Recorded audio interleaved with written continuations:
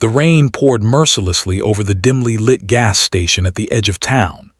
A sleek black Merced sat motionless near the pump, steam rising from under the hood.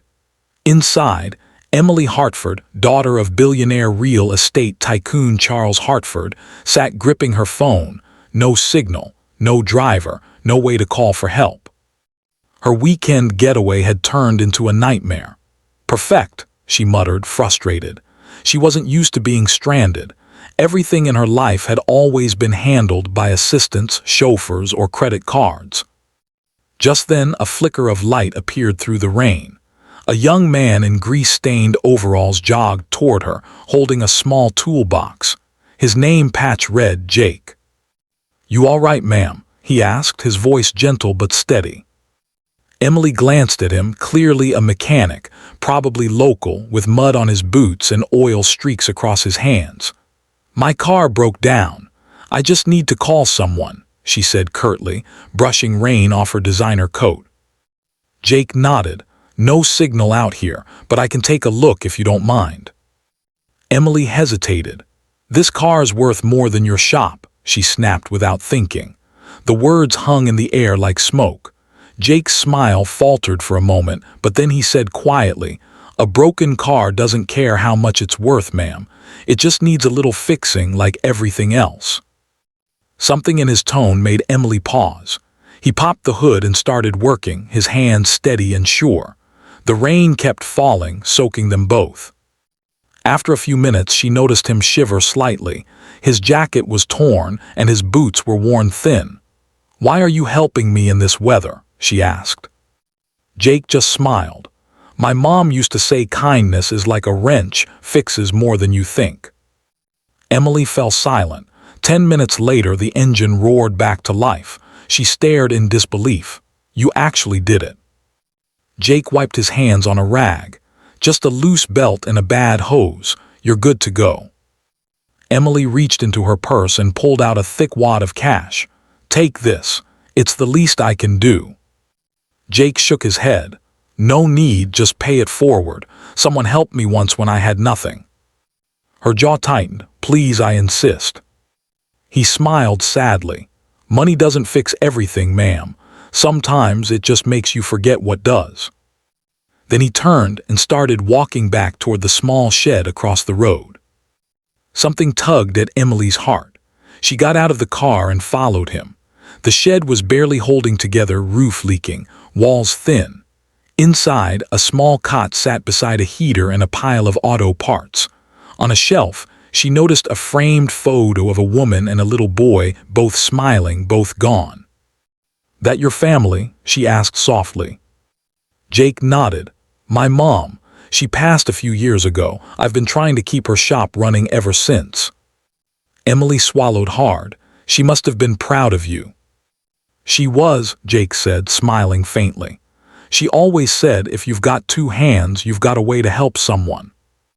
Emily felt something she hadn't in a long time: humility, gratitude, humanity. She drove home that night in silence, Jake's words echoing in her head. 2 weeks later, Jake was closing the garage when a sleek black SUV pulled up. Emily stepped out, dressed simply this time. No makeup, no attitude. "Hey Jake," she said, "you remember that night?" He laughed. "Hard to forget. What brings you back?" She handed him an envelope. "This isn't payment, it's an investment. I saw what you were trying to do, your shop, your heart. I want to help expand it, not as charity but as partners." Jake's eyes widened. "Emily, She cut him off gently. "Your kindness fixed more than my car that night. It fixed my perspective." He opened the envelope. Inside was a signed partnership agreement and a letter from the Hartford Foundation pledging funds for a new community mechanic program to train underprivileged youth. Jake's voice broke. "I don't know what to say." "Say you'll keep doing what you're doing," Emily smiled, "because the world needs more people like you." He nodded, tears in his eyes. "And maybe," he said softly, "it just needs more people willing to listen." Months later, the sign outside the shop read, "Hartford and Jake's Hope Garage, fixing cars, rebuilding lives." and beneath it in small letters, "Kindness is like a wrench. It fixes more than you think." Months had passed since Emily invested in Jake's garage, and the town had started to change. The once forgotten auto shop now buzzed with life. Young trainees learning to fix engines, single mothers volunteering at the office, and a big banner that read, "Free repairs every Friday for those in need." Jake stood by the garage entrance, covered in oil as usual, but this time he wasn't alone. Emily walked beside him, clipboard in hand, helping organize the day's schedule. "You know," Jake said, glancing at her, "I never thought a billionaire's daughter would trade heels for work boots." Emily laughed.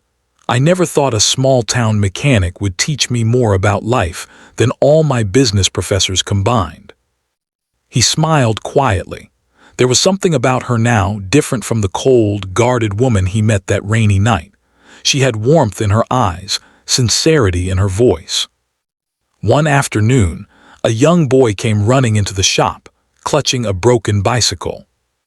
"Please, can you fix this? It was my brother before he went away."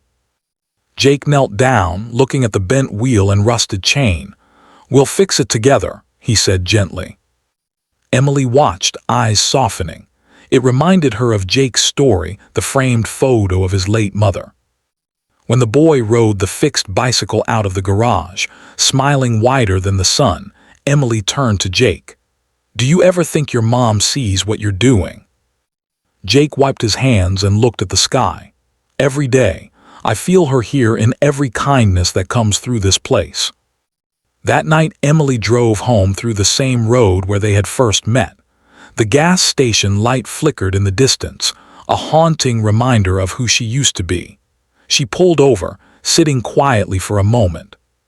She remembered her father, always working, always distant. The world she came from was built on power, not compassion. And yet, one act of kindness from a man who had almost nothing had reshaped her entire world. Emily took out her phone and drafted an email to her father. Subject: a new project, a new purpose. "Dad, I found something worth investing in, not for money, but for meaning. You taught me to build empires. Jake taught me to build people. I think it's time we start doing both." She hit send. For the first time in years, she felt peace. 6 months later, the Hartford Foundation launched a nationwide initiative inspired by Jake's small-town garage. The Kindness Project,